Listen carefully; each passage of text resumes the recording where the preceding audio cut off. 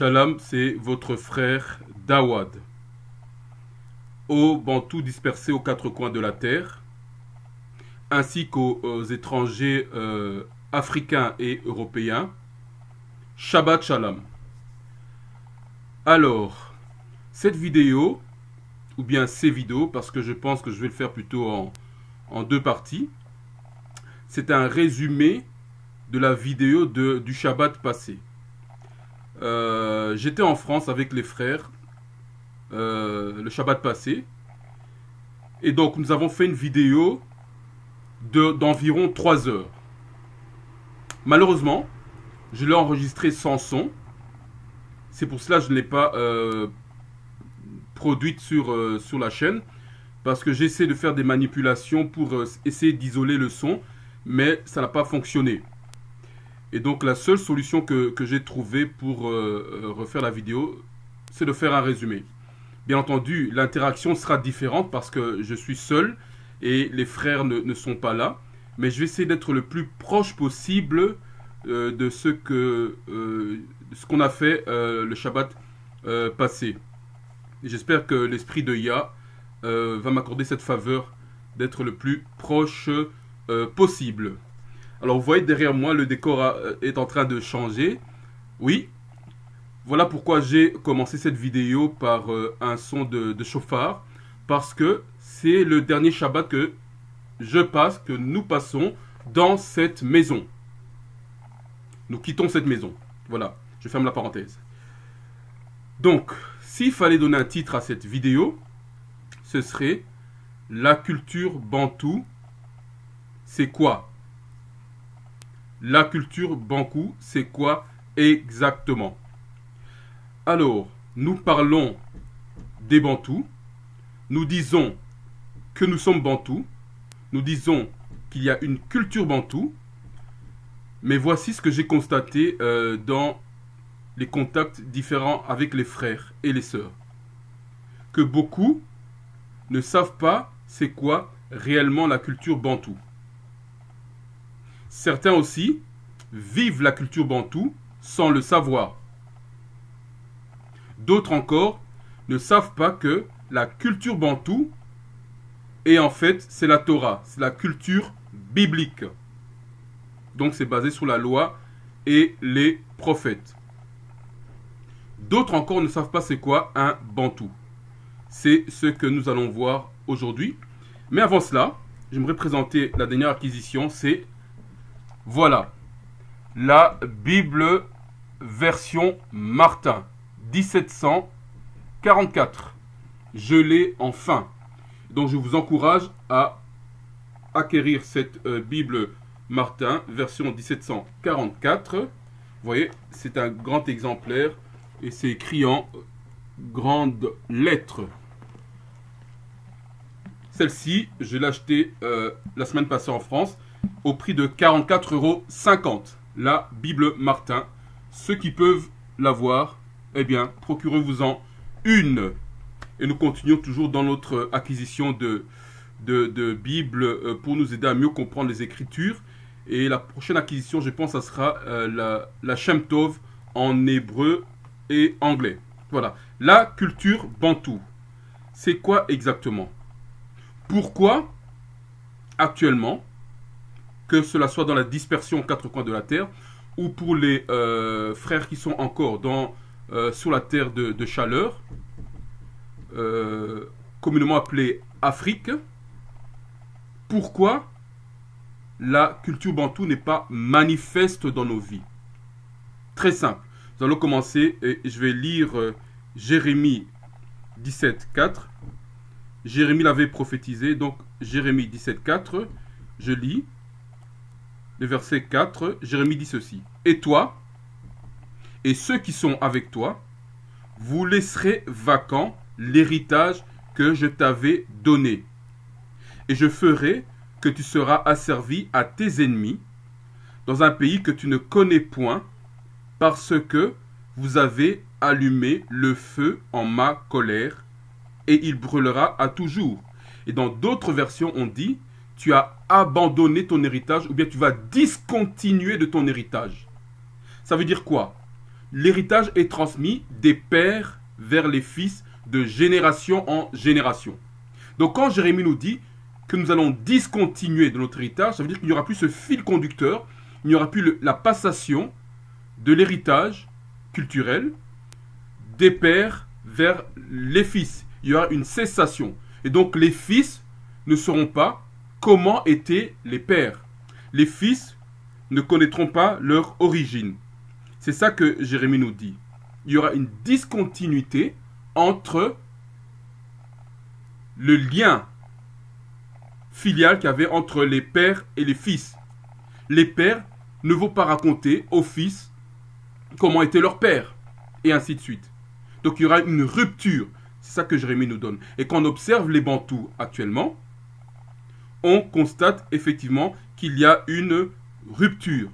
On a quitté la loi et les prophètes, on a quitté notre culture pour aller vers d'autres cultures, des cultures africaines et des cultures européennes. C'est l'état actuel dans lequel nous sommes. De telle sorte que lorsqu'on lit Jérémie 10, 1 à 3, on va lire rapidement Jérémie 10, 1 à 3,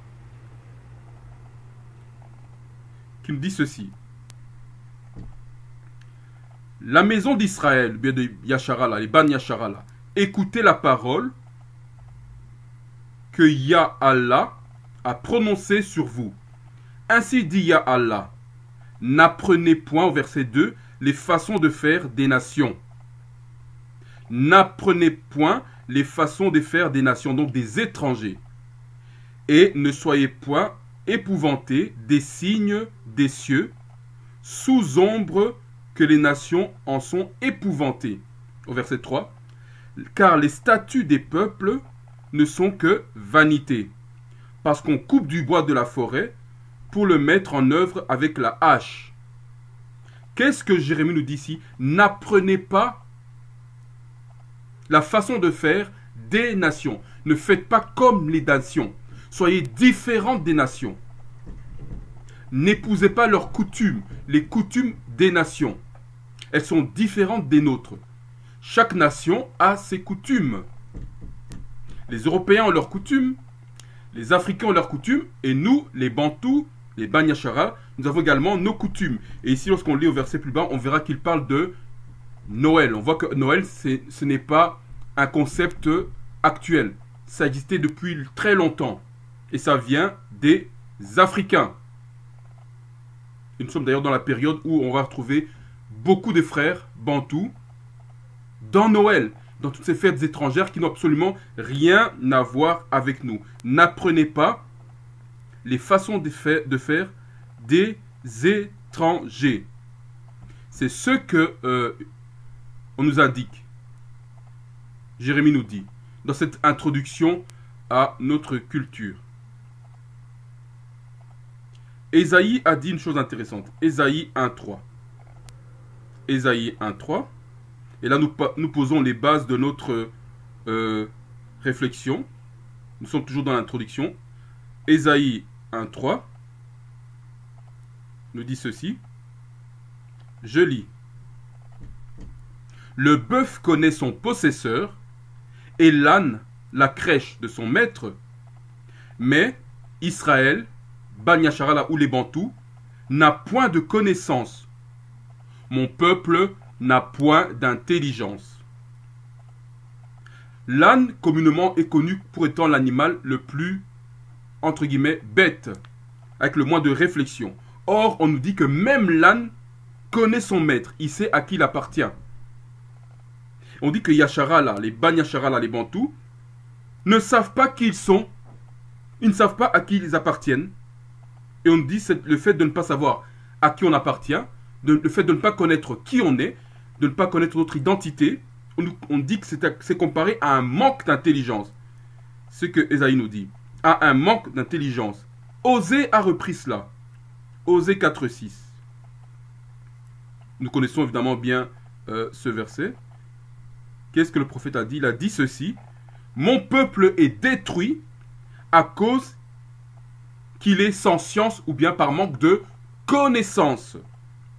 Parce que tu as rejeté la science, je te rejeterai afin que tu n'exerces plus la sacrificature. Puisque tu as oublié la loi de ton Dieu, de ta puissance, moi aussi, j'oublierai tes enfants. Vous voyez, tout ça se rejoint. Il nous dit comme nos ancêtres ont rejeté la science, la connaissance. Et c'est quoi cette science, cette connaissance? On dit, c'est la loi de Yah-Allah. C'est la loi du Tout-Puissant. C'est la loi et le prophète qu'on a rejeté. Il dit, moi aussi, j'oublierai tes enfants. Et donc, les enfants ont discontinué, comme Jérémie l'a dit. Les enfants sont éparpillés, sans culture. On va dans toutes les religions possibles. C'est l'état dans lequel on se trouve actuellement. Un état de désordre total. Ecclésiaste 7, 25, 29. Et c'est l'état des Bantous. Ecclésiaste 7, 25, 29. Là, nous sommes toujours dans l'introduction. On pose les bases. 7, 25 à 29. Je lis.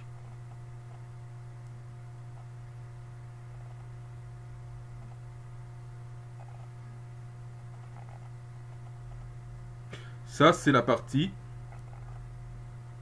qui vient plutôt plus tard.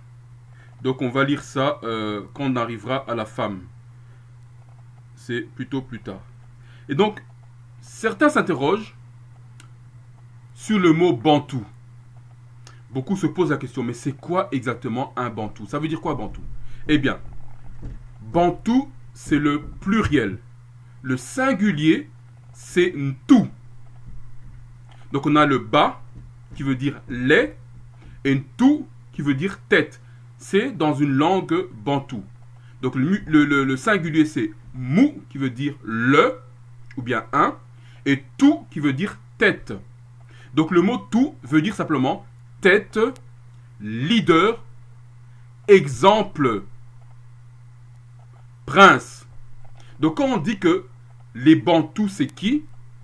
Ce sont les exemples, ce sont les leaders, ce sont les princes. C'est nous les Banyashara là. Nous les Bantous. Nous sommes censés être un exemple pour les autres nations. Les autres nations sont censées nous regarder et nous imiter. Faire la même chose que nous. Ce n'est pas nous qui sommes censés imiter les autres nations. Ce sont au contraire les autres nations qui sont censées nous imiter. Donc nous avons notre propre culture qui est différente de la culture des autres peuples. Yah a divisé la terre et il a donné une partie à chaque peuple, ce que nous allons voir maintenant. Genèse 10. Je lis Genèse 10.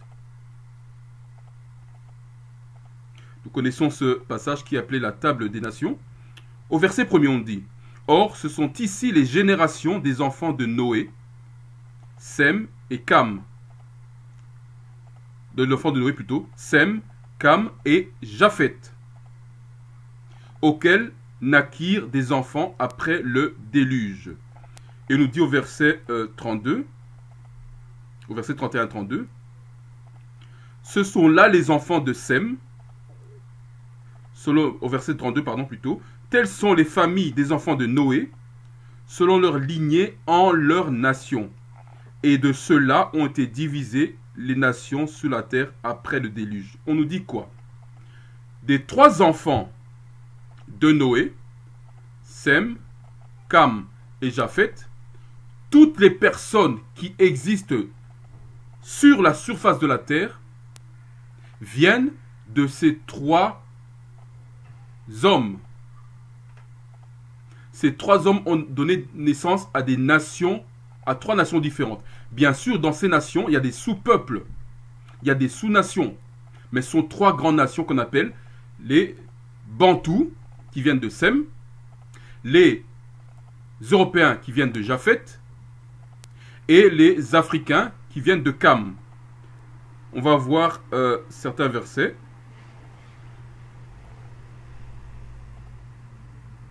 On prend verset 2. Les enfants de Japheth, on nous dit ceci. Ce sont Gomer, Magog, Madai, Javan, Toubal, Mésec et Tiras. Au verset 3. Et les enfants de Gomer sont Ashkenaz, Ripat et Togarma. Verset 4. Et les enfants de Javan, Elisa, Tarsis, Kittim et Dodakim. On voit que toutes ces nations sont des nations européennes. Donc Japhet a donné naissance aux nations européennes. Notamment qu'on a Javan et Kittim. Lorsqu'on va dans le livre de Maccabée, on voit que ce sont les Grecs. Et qui ont plus tard, la continuité des Grecs, ce sont les Romains. Mais c'est le même peuple. Donc Édom et Japhet, j'insiste encore, sont deux peuples différents. Édom est un hébreu. Il vient d'Héber. Japhet n'est pas un hébreu. Pour plus de précision, vous pourrez voir les vidéos sur Édom et Ésaü. Il y en a 3 séries de vidéos. Maintenant, au verset 6, les enfants de Cam sont Cush, Mitzraïm, Pout et Canaan. De ce pays-là, sortit Assur et il bâtit Ninive et les rues de la ville Ekala. Et au verset 14, Patroussim, Shalouchim, Shalouim, desquels sont issus les Philistins, les Captorim, etc. Et on dit qu'au verset 19 que et les limites des Cananéens furent depuis Sidon, quand on vient de Guérar, jusqu'à Gaza, en tirant vers Sodome et Gomorre, Adma et Tseboïm, jusqu'à Léa. Ça, ce sont les Kamites ou bien les Africains. C'est un peuple différent. Donc on a tout ce qu'au verset... Au verset 6, on dit les enfants de Cam sont Cush, ça c'est l'Éthiopie, Mitzraïm, l'Égypte, Pout, la Libye, Canaan, l'Afrique du Sud. Toute cette partie-là, etc., tous ces peuples-là, qui sont là maintenant actuellement, ce seraient eux les Africains. Une partie de Canaan a été donnée aux Africains, une partie à Shem, aux Bantous que nous sommes. Maintenant, Hachem,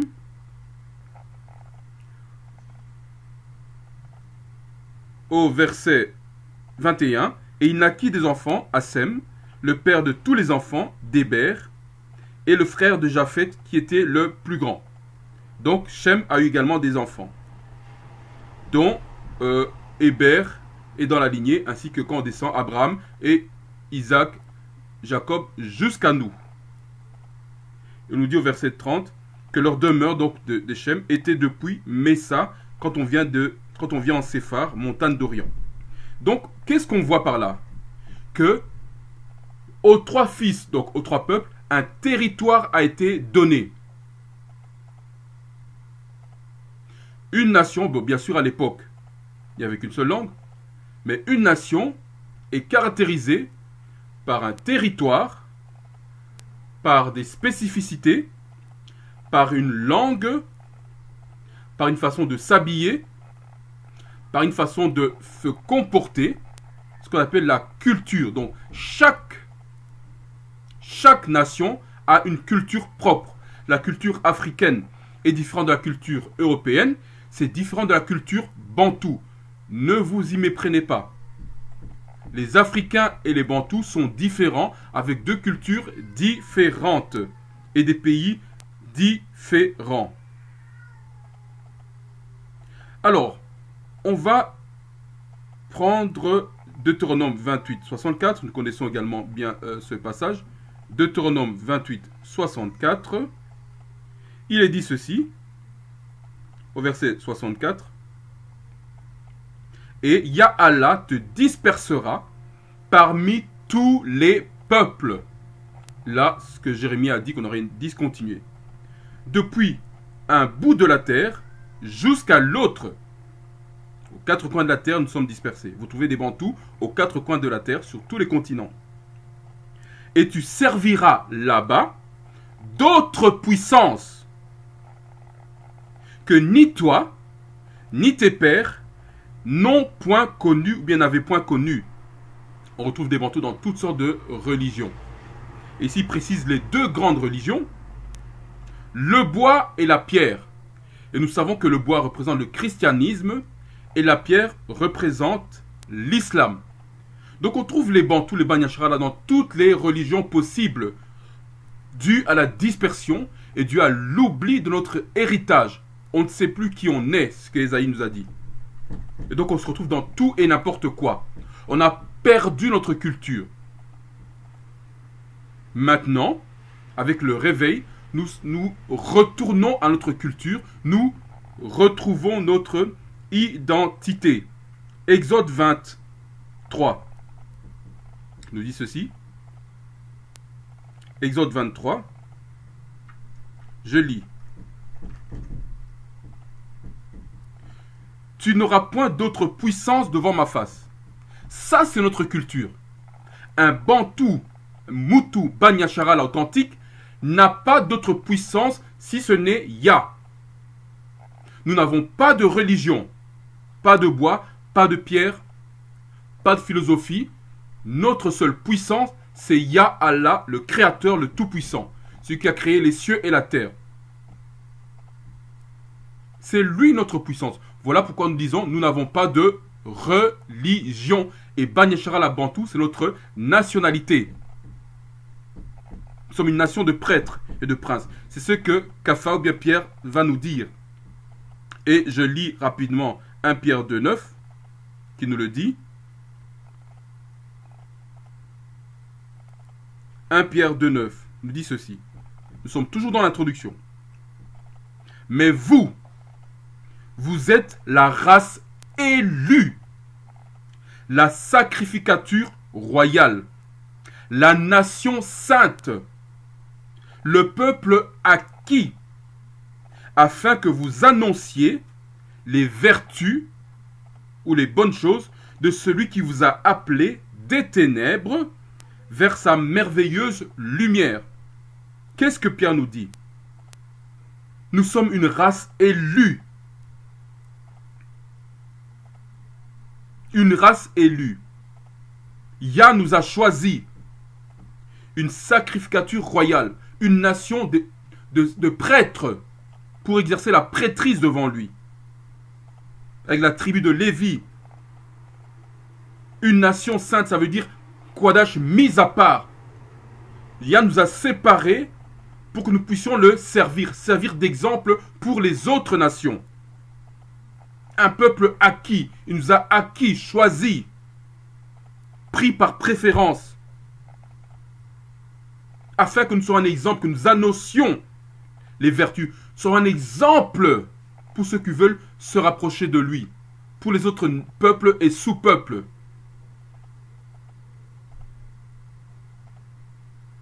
C'est cela être Bantou Banyashara là. Et donc, nous avons à nous comporter comme des Bantous, comme des exemples, comme des Banyashara là, comme des personnes consacrées, sacrifiées, mises à part. Or, ce n'est pas toujours ce que nous voyons. Parce qu'il y a un manque de culture. Nous nous comportons trop souvent comme des étrangers. Parce qu'il y a un manque de culture. Mais nous rendons hommage à Ya Allah pour le réveil. Nous revenons à notre identité, à notre culture véritable. Deutéronome 32, 8, 9. Devarim 32, 8, 9. Nous dit ceci.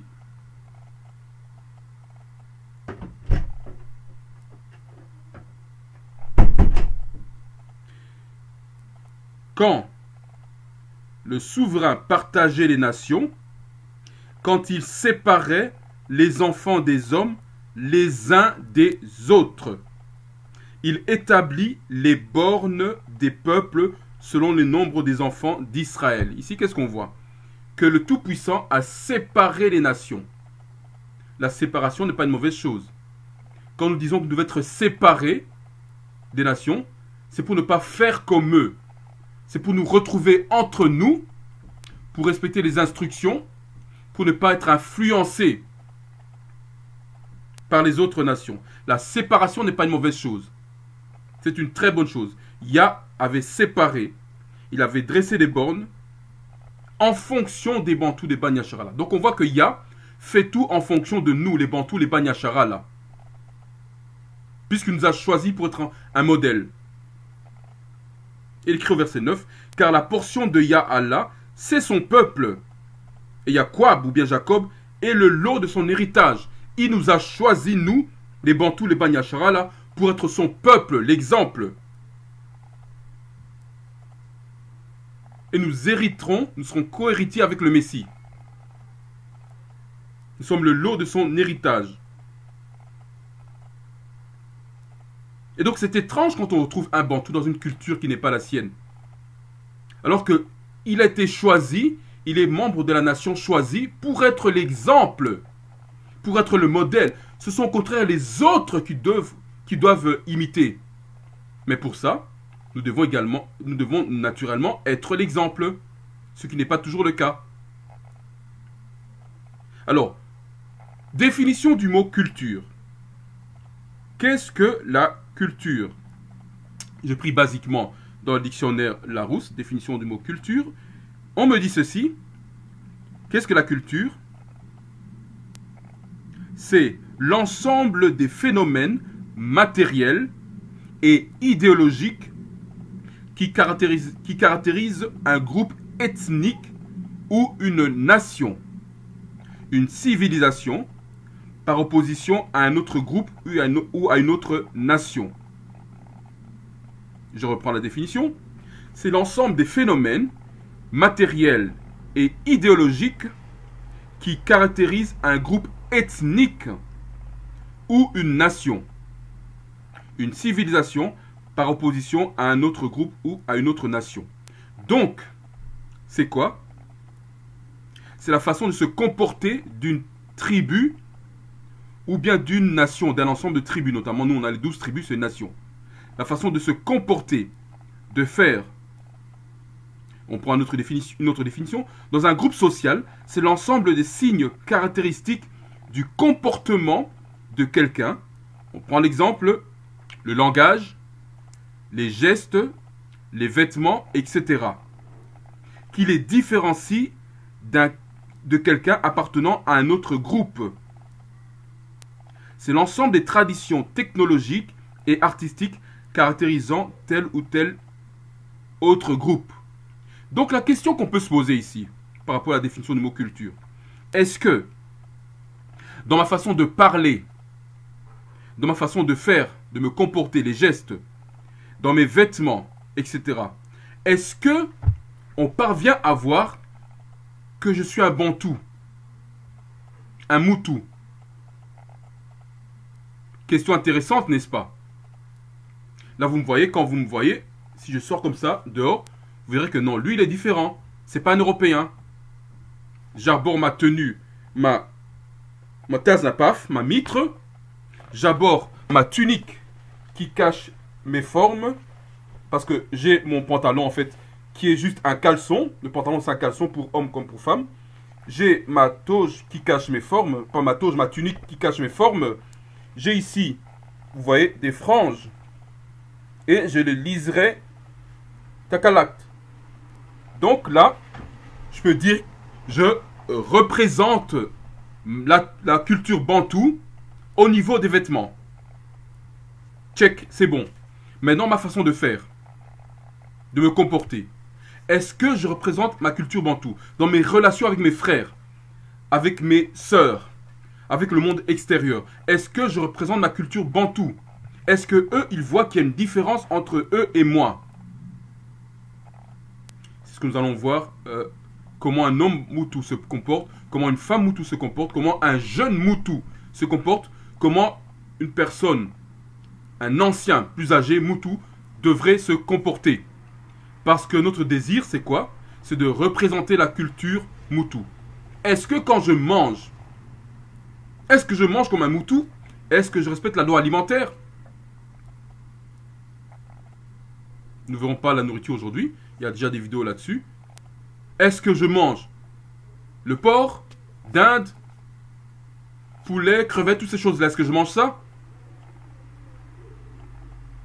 Est-ce que je m'habille en mélangeant les vêtements avec des filles mélangées? 50% lin, 50% coton, ou bien est-ce que je porte du 100% comme maintenant? 100% coton, 100% lin, 100% laine, 100% cuir, 100% soie. Est-ce que je respecte mes festivités, mes fêtes? Est-ce que je respecte mes shabbats et les autres fêtes, les 7 fêtes ordonnées par Yah et les 2 autres fêtes ordonnées, proposées par nos ancêtres? Ou bien je vais dans les fêtes qui n'ont absolument rien à voir, des fêtes étrangères que je ne citerai même pas ici? C'est ça la vraie question. Est-ce que je représente ma culture?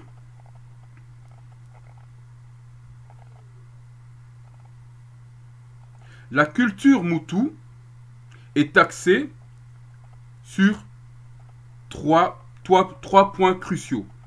La culture Moutou. Donc la base de la culture Moutou, c'est, je veux dire, un point crucial, mais qui nous fait déboucher sur 2 points cruciaux.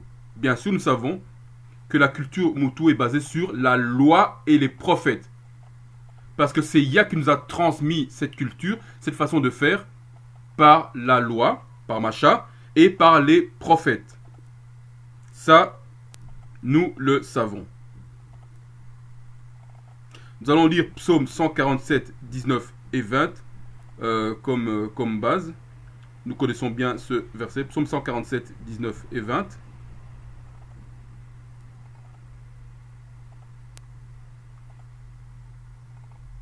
Je lis. Il déclare, il c'est qui? C'est Yah Allah, le Tout-Puissant. Il déclare ses paroles à Yekwab, ou bien Jacob, et ses statuts et ses ordonnances à Israël, ou bien Yasharala. 20. Il n'a pas fait ainsi à toutes les nations. C'est pourquoi elles ne connaissent point ses ordonnances. Loué Yah Allah. Qu'est-ce qu'on nous dit ici? Que la loi et les prophètes a été donnée uniquement aux Bantous Banyasharala, mais pas aux autres nations. C'est pour ça les autres nations, que ce soit des Africains ou des Européens, ne sont pas qualifiés pour parler de la loi et des prophètes.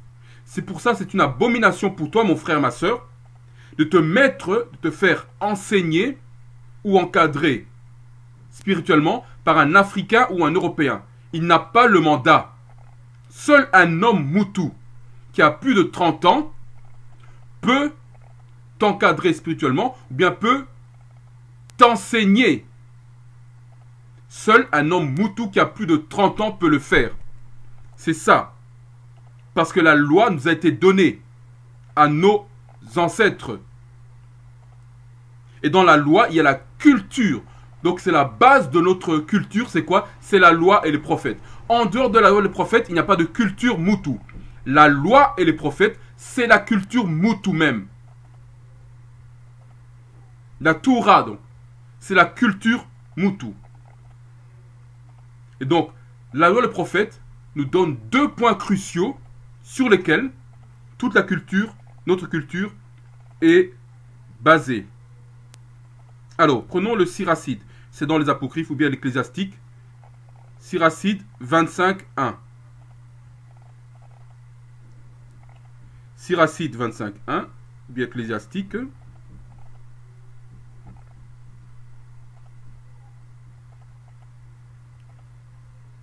Je lis.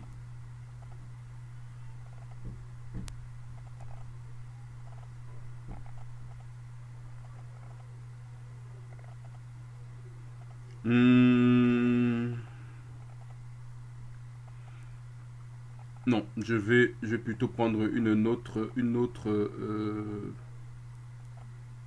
référence. On va prendre plutôt 1 Corinthiens. On va commencer par le départ. On va prendre 1 Corinthiens 14, 40. 1 Corinthiens 14, 40.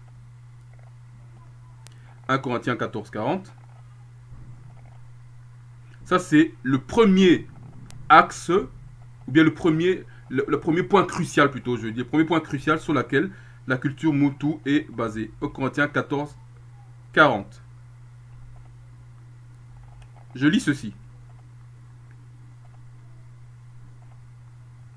Que toute chose se fasse avec bienséance et avec ordre. Je répète, que toute chose se fasse avec bienséance et avec ordre.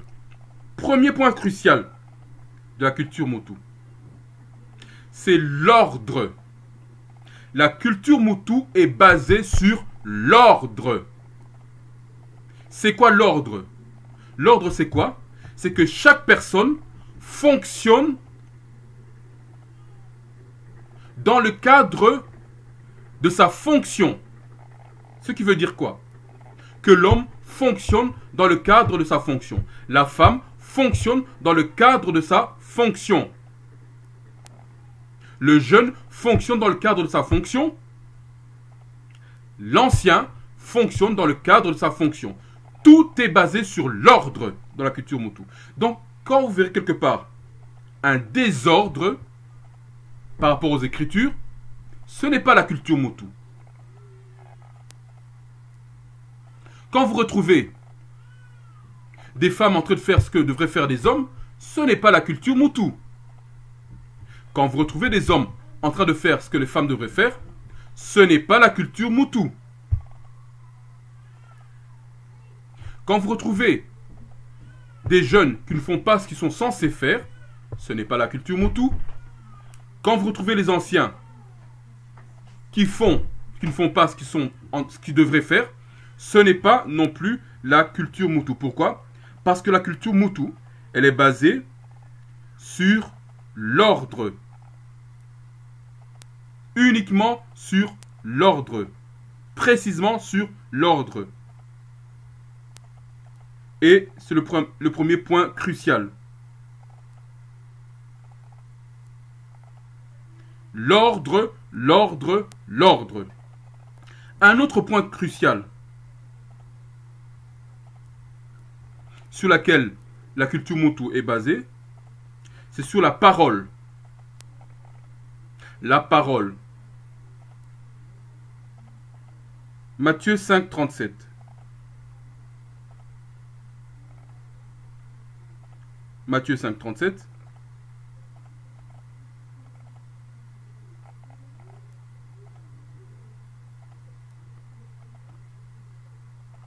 Il est indiqué: mais que votre parole soit oui, oui, non, non. Car ce qui est de plus est mauvais ou bien vient du malin. Quelqu'un n'a pas entendu, donc je reprends. Mais que votre parole soit oui, oui, non, non, car ce qui est de plus est mauvais ou bien vient du malin. Je suis toujours étonné quand un homme, un frère, promet quelque chose. Tu dis voilà, je vais faire ça mon frère. Et puis il ne fait pas. Et puis il continue comme si de rien n'était. Comme s'il n'avait rien promis. Comme si de rien n'était. Il s'en va, il fait son bonhomme de chemin. Ça m'étonne toujours. Je me dis, mais il n'a pas lu Matthieu 5, 37. Yah a fait toute chose avec la parole. La parole est puissante. Ésaïe nous le dit. Yah nous a créés à son image. Donc ce que nous prononçons, nous sommes censés le respecter. C'est ça être un homme d'honneur. Un homme honorable. Et les Bantous, nous sommes les hommes de Juda. Les Bantous, nous sommes censés être des hommes d'honneur, des hommes honorables. Quand nous disons oui, c'est oui. Quand nous disons non, c'est non. Tout ce qui est entre deux, Yahanan, Jean l'a dit, ça vient du malin. Ou peut-être, tu vois, non. Nous sommes censés respecter nos paroles. Maintenant, c'est facile. À l'époque, la parole avait l'importance. Les contrats étaient rédigés par la parole et on se serrait la main. C'est ça la culture Moutou. Et un homme qui ne respectait pas sa parole était un homme de très peu de valeur. Qui n'avait aucune valeur, aucun honneur.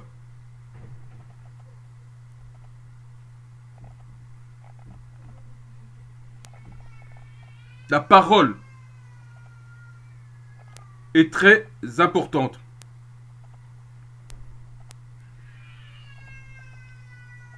Yah nous a créés par la parole. La parole est donc très importante.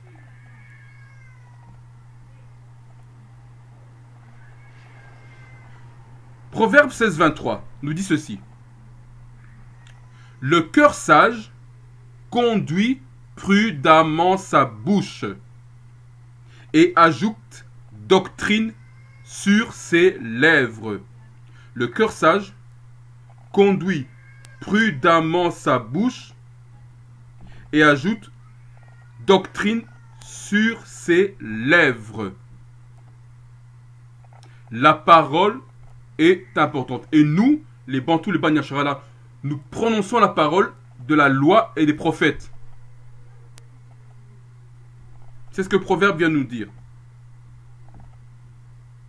Il m'est arrivé, par exemple, de dire aux enfants, je vais téléphoner à telle heure. Et puis à telle heure, je ne téléphone pas. Parce que j'ai complètement oublié, j'étais dans les activités.